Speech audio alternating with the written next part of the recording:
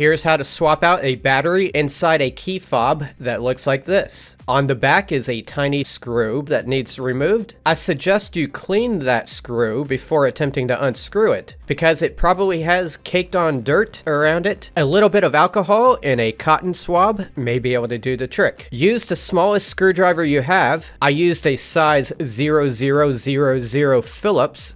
Once the screw is out, we need to separate the top and bottom halves. There is a gap on the side, and if you stick a flathead screwdriver in there, you can pry the two halves apart.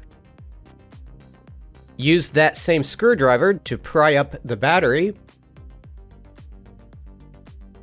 and then replace it. You don't have to reprogram it or anything. Before putting the halves back together, I recommend cleaning the edges. That'll make it easier to open it up next time around. Then place the door back into place and put the screw back in. If you found this video useful, please leave a like.